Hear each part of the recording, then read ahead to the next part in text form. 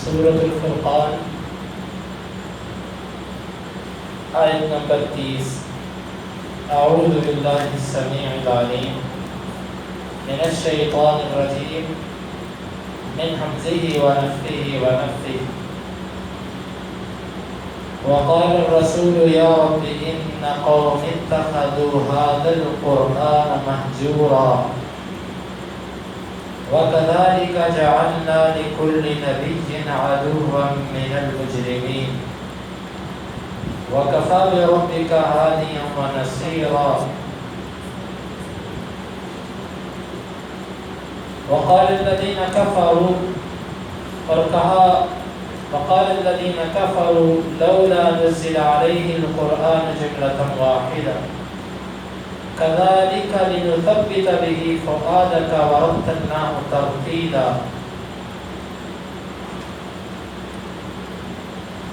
ولا يأتونك بمثل إلا جئناك بالحق وأحسن تفسيرا. الذين يحشرون على وجوههم إلى جهنم أولئك شر مكانا وأضل سبيلا.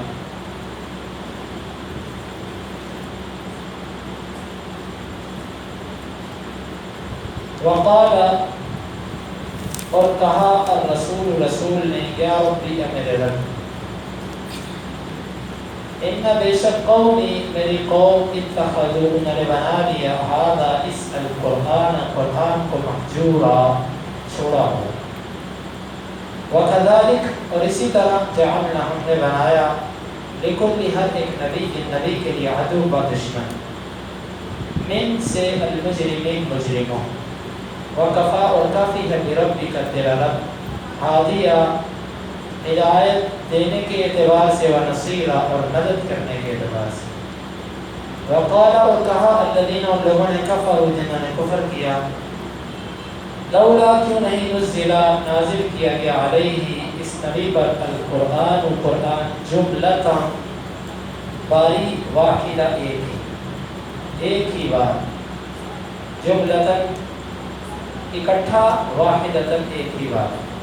کذالک اسی طرح لنثبتا تاکہ ہم مضبوط کریں بھی اس بار بار اترنے کے ساتھ فؤادک آپ کے دل کو ورتلناہ اور ہم نے اس کو نازل کیا ہے ٹھہر ٹھہر کر ترتیلا ٹھہر ٹھہر کر نازل کرنا.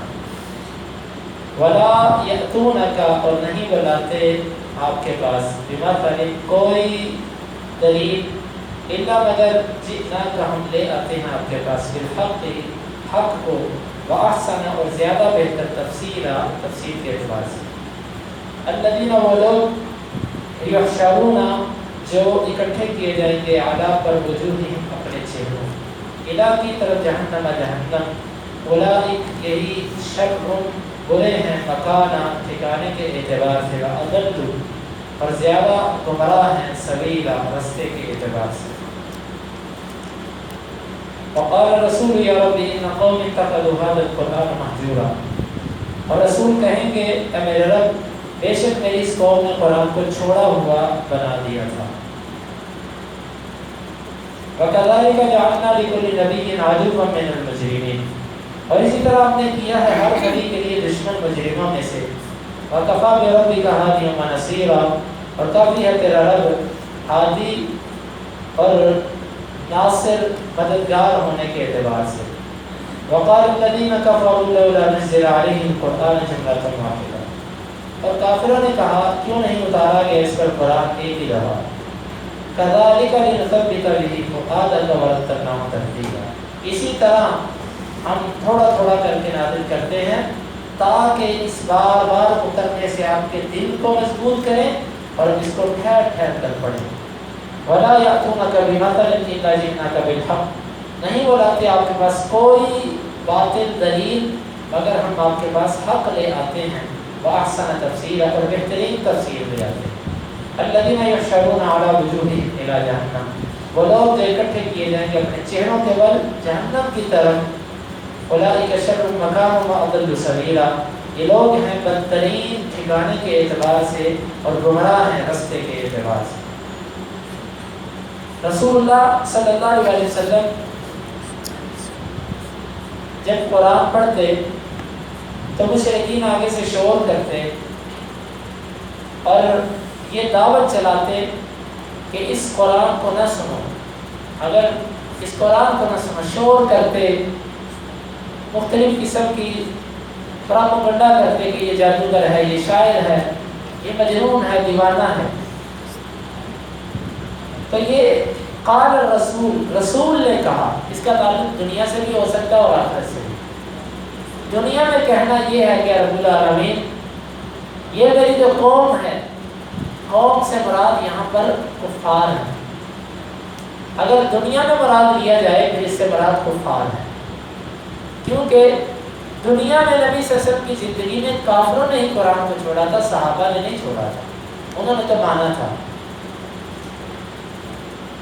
کافر مراد، لیکن یہاں پر ایک سوال پیدا ہوتا ہے کہ کافر بھی آپ امت ہے، کیونکہ آپ کہہ رہے ہیں اتنا قوم ہی، میری قوم، اس سے قریش مراد ہے، تو یقیناً آپ کی قوم اس سے قریش بھی مراد ہے، اور ویسے بھی اگر امت مراد لیا جائے قوم سے تو امت نبی صلی اللہ علیہ وسلم جب آ گئے تو ساری دنیا آپ کی امت ہے۔ کوئی کافر ہے، کوئی یہودی ہے، کوئی عیسائی ہے، کوئی کسی مذہب سے تعلق رکھتا ہو، آپ کا امتی ہے۔ لیکن امت دو طرح کی، ایک ہے امت دعوت اور ایک ہے امت اجابت۔ امت دعوت کا مطلب یہ ہے کہ جس کو آپ نے اسلام کی دعوت دی اور اس نے قبول نہیں کیا، اس سے ہر قسم کا کافر مراد ہے آپ کا امتی لیکن کافر۔ امت دعوت ہے کہ اس کو دعوت دی گئی، ایک ہے امت اجابت کہ جس نے آپ کی پکار کو قبول کیا، مسلمان ہو گیا، اس سے مسلمان مراد ہے کہ جنہوں نے جواب دیا، لبیک کہا آپ کی بات پر تسلیم کر دیا، تو اس سے پھر امت دعوت مراد ہے کہ رب العالمین میں نے انہیں قرآن کی دعوت دی لیکن انہوں نے قرآن کو چھوڑ دیا، نہیں سنا قرآن کو۔ اور اگر یہ قیامت کے دن مراد دیا جائے، جس طرح کے ظاہر بھی ہے کہ رسول اللہ صلی اللہ علیہ وسلم قیامت کے دن رب العالمین سے یہ شکایت کریں گے، پھر شکایت کافروں کے بارے میں بھی ہوگی اور ہر اس نام نہاد مسلمان کے بارے میں ہوگی کہ جس نے زبان سے دعویٰ تو کیا اسلام کا لیکن قرآن کو اس نے چھوڑ دیا۔ اب قرآن کو چھوڑنا کیا ہے؟ امام ابن کثیر رحمہ اللہ اس موقع پر لکھتے ہیں کہ قرآن کو چھوڑنا اس کی کئی صورتیں ہیں، ان کو میں اپنے الفاظ میں کھول کے بیان کرتا ہوں۔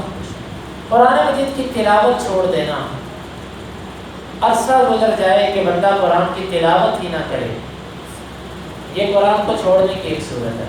اب دیکھیں اخبار تو بندہ روزانہ پڑھے، خبریں روزانہ سنیں، لیکن قرآن پڑھے، اس کو ہفتے مہینے گزر جائیں، رمضان کے علاوہ یہ قرآن کو ہاتھ بھی نہ لگائے، یہ قرآن کو چھوڑنے کی ایک صورت ہے۔ قرآن کو چھوڑنے کی دوسری صورت یہ ہے کہ قرآن کو پڑھ دیا، قرآن مجید سمجھ بھی آ گیا، یاد، قرآن مجید یاد بھی کر لیا، لیکن قرآن مجید سمجھا ہی نہیں ساری چیزیں۔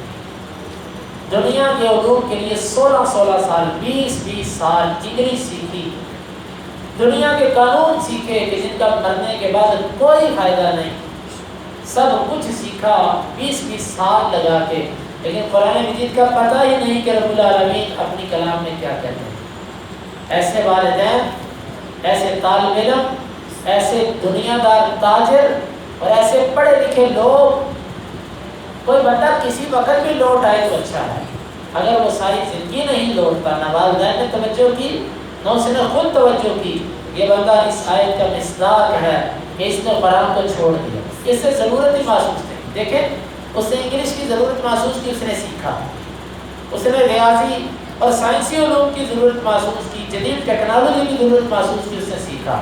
قرآن کی ضرورت اس کو ہوتی تو سیکھ لیتا، اس نے محسوس ہی نہیں کیا کہ اس کی ضرورت ہے۔ یہ قرآن کو چھوڑنے کی ایک صورت ہے، اور اسی طرح قرآن کو چھوڑنے کی ایک صورت اس پر عمل نہ کرنا۔ قرآن سیکھ بھی لیا، قرآن پڑھ بھی لیا، قرآن سمجھ بھی لیا، اب قرآن پر عمل نہیں ہوتا، نہ عقیدہ قرآن کے مطابق، قرآن کو پڑھا ضرور لیکن جب عقیدہ لینے کی باری آئی تو مسجد کے مولوی کے پیچھے چل پڑے، باپ دادے کے پیچھے چل پڑے، کسی وڈیرے مولوی کے پیچھے چل پڑے۔ نماز کی باری آئی تو نماز اپنی قوم والی، اپنی مسجد والی، وہی جو گھر سے سیکھی وہی نماز، نبی کی نماز کے لیے کوئی اس طرف توجہ نہیں، اور یہ نماز بھی پڑھتی جیسے مرضی پڑھو۔ اور اسی طرح معاملات دیکھ لیں، لین دین، تجارت، گھر کے معاملات، نکاح، طلاق اور دیگر وراثت کے مسائل اور دیگر چیزیں، ہم میں سے ہر بندہ اپنے اپنے معاملے کو دیکھے، کیا وہ اپنے تنازعات میں، اپنے اختلافات میں قرآن کو پکڑتا ہے یا اس کو چھوڑتا ہے؟ ہماری دینداری ہماری زبانوں تک ہے، بس ہمارا دین ہمارے دلوں میں بھی نہیں اترا ہوا۔ گھروں میں دینداری تو بہت بڑی بات ہے کہ گھروں کے اندر دینداری ہو، اس دینداری کا اثر ہمارے بیوی بچوں پر بھی کچھ ہو، یہ تو بہت بڑی بات ہے۔ لیکن حقیقت یہ ہے کہ ہماری دینداریاں صرف ہماری زبانوں تک۔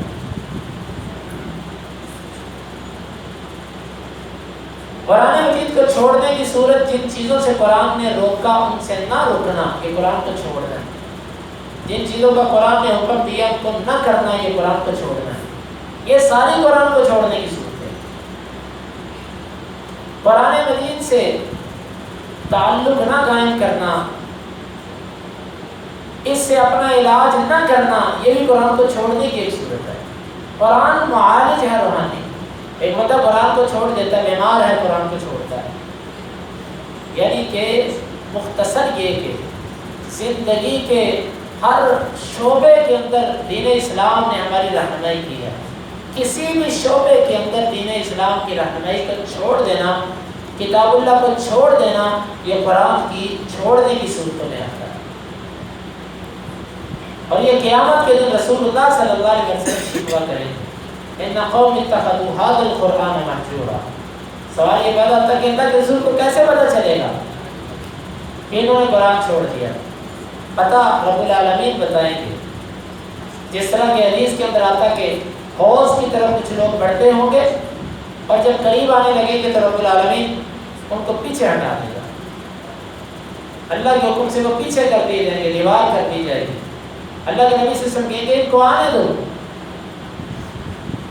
تو آگے سے کہا جائے گا کہ اللہ کے رسول صلی اللہ علیہ وسلم آپ کو نہیں معلوم کہ انہوں نے آپ کے بعد دین میں کیا کیا ایجادات کی، کیا کیا خرافات انہوں نے دین کے اندر داخل کر دی۔ تو یہ سب کی سب چیزیں اس میں آتی ہیں۔ تو بہرحال اللہ رب العالمین بتائے گا، آپ کو پتہ چل جائے گا، پھر آپ شکوہ کریں گے کہ ان قوم اتخذوا هذا القرآن مهجورا، کہ میری اس قوم نے قرآن کو چھوڑ دیا۔ اللہ رب العالمین ہمیں قرآن اپنی زندگیوں میں نافذ کرنے کی توفیق عطا فرمائے۔ اپنے بچوں کو، اپنی بچیوں کو قرآن کے ساتھ ہم جوڑیں۔ ہم نے اگر ان کو قرآن سے جوڑ دیا تو ہم نے ان کو بہت کچھ دے دیا، اور ہم نے اگر ان کو قرآن سے نہیں جوڑا، پی ایچ ڈی تو کروا دی، یورپ سے کروا دی، امریکہ سے کروا دی، ہم نے ان کے تباہی میں تو شاید ان کے ساتھ تعاون کیا ہے، لیکن ان کی خیر خواہی میں کوئی تعاون نہیں کیا ان کے ساتھ۔ وَكَذَلِكَ جَعَلْنَا لِكُلِّ نَبِيٍّ عَدُوًّا مِنَ الْمُجْرِمِينَ۔ اللہ تعالیٰ اپنے نبی صلی اللہ علیہ وسلم کو تسلی دے رہے ہیں کہ آپ جب قرآن پڑھتے ہیں تو یہ شعور کرتے ہیں، آپ کے دشمن بن چکے ہیں، یہ معاملہ آپ کے ساتھ نہیں ہے۔ وَكَذَلِكَ جَعَلْنَا لِكُلِّ نَبِيٍّ عَدُوًّا مِنَ الْمُجْرِمِينَ، ہم نے ہر نبی کے لیے مجرموں میں سے اس کے کوئی نہ کوئی دشمن بنائے ہیں، ہر نبی کے دشمن رہے ہیں، صرف آپ کے دشمن نہیں ہیں، یہ ہر نبی کے ساتھ ہوتا ہے۔ وَكَفَىٰ بِرَبِّكَ حَلِيمًا نَصِيرًا، آگے تسلی دی کہ اگر وہ آپ کے مجرم ہیں تو اس کا یہ مطلب نہیں ہے کہ آپ کی مدد کرنے والا کوئی نہیں۔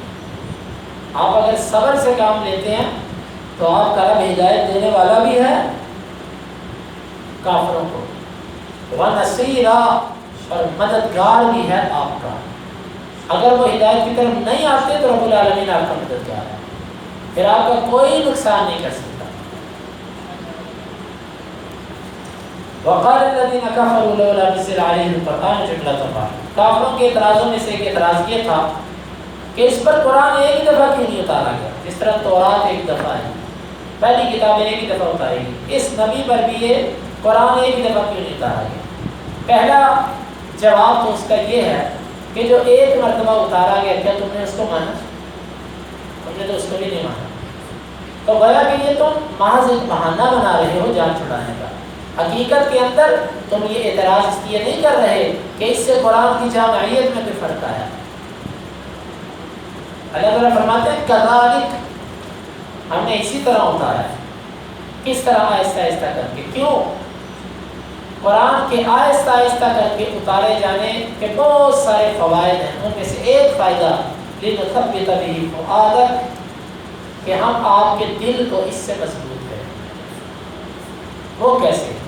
کہ کافر جس دن نبی صلی اللہ علیہ وسلم پر کوئی نیا اعتراض کرتے، اسی وقت رب العالمین کی طرف سے وحی آ جاتی.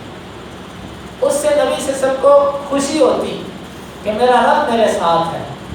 آپ وہ آیت پڑھ کے سناتے، مشرکین لاجواب ہو جاتے. اس میں ایک بہت بڑی حکمت یہ تھی کہ جیسے جیسے کافروں کا اعتراض آئے ویسے ویسے آپ اس کو جواب دیں، ویسے ویسے اس کو جواب دیں. اور ایسے ہی ہوتا تھا. اس سے دل بھی مضبوط ہوتا ہے. جس طرح کہ کوئی اعتراض کرے تو خیر خواہ انسان اس کو اسی وقت جواب دے دے تو بندے کو تسلی ہوتی ہے کہ میرے پیچھے کوئی کھڑا ہے، میرے اوپر جو اعتراض ہوگا مجھے اس کا جواب مل جائے گا. تو یہ کیفیت تھی. آپ کے دل کو مضبوط کرنے کے لیے ہم نے تھوڑا تھوڑا کر کے اتارا. اور دوسری حکمت اس میں یہ بھی ہے کہ قرآن مجید کو تھوڑا تھوڑا کر کے اتارنا، اس میں بار بار جبریل امین کا آنا، نبی صلی اللہ علیہ وسلم سے ملاقات کرنا، اس میں آپ کے لیے تسلی زیادہ تھی اور خوشی کا باعث زیادہ تھا. چنانچہ جبریل امین سے آپ کو بہت محبت ہو چکی تھی. اسی لیے آپ صلی اللہ علیہ وسلم نے ایک دفعہ جبریل سے کہا تھا کہ اے جبریل اللہ تزورنا اکثر مما تزورنا، اے جبریل آپ ہماری بہت زیادہ زیارت کیوں نہیں کرتے، یعنی جتنی دفعہ آتے ہو اس سے زیادہ کیوں نہیں آتے. جبریل امین نے پھر آگے سے کہا کہ اللہ کے رسول صلی اللہ علیہ وسلم ہم زمین پر اپنی مرضی سے نہیں اتر سکتے. اللہ رب العالمین کی اجازت ہوتی ہے تو اترتے، اپنی مرضی سے ہم نہیں اتر سکتے. تو مطلب اس میں نبی صلی اللہ علیہ وسلم کی جبریل سے بار بار ملاقات اور آپ کے لیے سکون کا باعث تھا. اور اسی طرح تھوڑا تھوڑا کر کے اتارنے میں آسانی بھی تھی اس کو یاد کرنے میں. عرب کے لوگ جو سادہ لوگ تھے ان کے لیے تھوڑا تھوڑا ٹکڑے ان کو ملتے، وہ اس کو یاد کرتے. لکھنا تو ان کو آتا نہیں تھا، وہ زبانی یاد کرتے تھے. وہ یاد کرتے اور اس کو سمجھتے اور اس پر عمل کرتے. یہ ان کے لیے زیادہ آسان تھا. ایک دفعہ اتار دیا جاتا تو اس جیسی آسانی نہ ہو پاتی. تو بہرحال اس کے کئی فوائد ہیں. ان فوائد میں سے کہ آپ کے دل کو مضبوط کریں. وَرَتَّلْنَاهُ تَرْتِيلًا، اور ہم نے اس کے کئی معنی کیے گئے ہیں. رَتَّلْنَاهُ تَرْتِيلًا، ایک اس کا معنی ہم نے اس کو پڑھا ہے ٹھہر ٹھہر کے پڑھنا، اور ایک اس کا معنی ہم نے اس کو بیان کیا، خوب بیان کرنا. ہم نے اس کو واضح کیا، خوب واضح کرنا، تاکہ لوگوں کو پتہ چل جائے اس کلام کا. وَلَا يَأْتُونَكَ بِمَثَلٍ إِلَّا جِئْنَاكَ بِالْحَقِّ وَأَحْسَنَ تَفْسِيرًا. وہ آپ کے پاس کوئی بھی شبہ لے کر آتے ہیں. مثل سے مراد یہاں پر شبہ، نبی صلی اللہ علیہ وسلم کی نبوت پر اعتراض. وہ کوئی بھی آپ پر جو اعتراض کرتے ہیں ہم بہترین انداز سے اس کا جواب نازل کر دیں، اس سے بولا جواب ہو جاتا ہے. الذین یحشرون علی وجوہہم الی جہنم، وہ لوگ جو اپنے چہروں کے بل جہنم کی طرف اکٹھے کیے جائیں. انس رضی اللہ عنہ کہتے ہیں کہ ایک آدمی نے نبی صلی اللہ علیہ وسلم سے پوچھا اللہ کے رسول، اللہ تعالیٰ چہروں کے بل اکٹھا کیسے کرے گا؟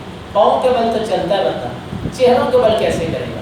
نبی صلی اللہ علیہ وسلم نے فرمایا کہ جو رب العالمین قدموں پر چلانے کی طاقت رکھتا ہے وہ چہرے پر چلانا بھی جانتا ہے. وہ چہرے پر بھی چلا سکتا ہے. چہرہ زمین پر، پاؤں اوپر، الٹا کر کے رب العالمین ان کو جمع کرے گا. اولئک شر مکانا واضل سبیلا، یہ لوگ ٹھکانے کے اعتبار سے بدترین ہیں. ٹھکانے سے مراد انجام جہنم، ان کا نام جہنم ہے، اس کے اعتبار سے بدترین لوگ ہیں جن کو جہنم سزا دیں گے. واضل سبیلا، اور راستہ ان کا سب سے زیادہ گمراہ ہمارا ہے. راستے میں سب سے زیادہ گمراہ، یہ دنیا میں جتنے راستے ہیں ان رستوں میں سے سب سے زیادہ گمراہی والا راستہ کفر کا راستہ ہے، شرک کا رستہ ہے، یہ گمراہی والا رستہ ہے۔ صحیح رستہ کون سا ہے؟ اللہ اور اس کے رسول کی باتوں کی پیروی کرنے والا، اور اس کے علاوہ جتنے رستے ہیں کہ سب کے سب گمراہ ہیں، یعنی کہ دنیا میں ان کی بری، دنیا میں گمراہ، اور آخرت میں بدترین ٹھکانہ۔ یہ کن کا انجام؟ کافروں کا، اور ان لوگوں کا جو اپنے چہروں کے بل اٹھائے جائیں گے۔ تو ان آیات میں ہمارے لیے جو اہم سبق ہے وہ یہ ہے کہ قرآن مجید سے اپنا تعلق،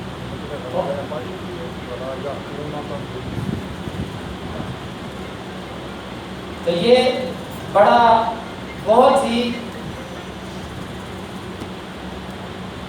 اہم سبق اس آیت میں ہمارے لیے وہ یہ ہے کہ ہم قرآن مجید کو اپنی زندگی میں لازم کریں، اپنی اولاد، اپنے بچے، اپنے عزیز و اقارب، ان میں قرآن مجید کی محبت کو پھیلائیں، قرآن کی تعلیم کو عام کریں، قرآن مجید کو ویسے تلاوت کرنا، پھر اس کا ترجمہ پڑھنا، سمجھنا، اور پھر اس پر عمل کرنے کی کوشش کرنا، یہ سب کی سب صورتیں ہیں جو قرآن کے حقوق کی صورتیں ہیں۔ رب العالمین ان کو ہمارے لیے آسان کر دے۔ اللہ تعالیٰ اس پر عمل کی توفیق عطا فرمائے۔ اللہم انفعنا بما علمتنا وعلمنا ما ينفعنا وزدنا علما وآخر دعوانا الحمد للہ رب العالمین۔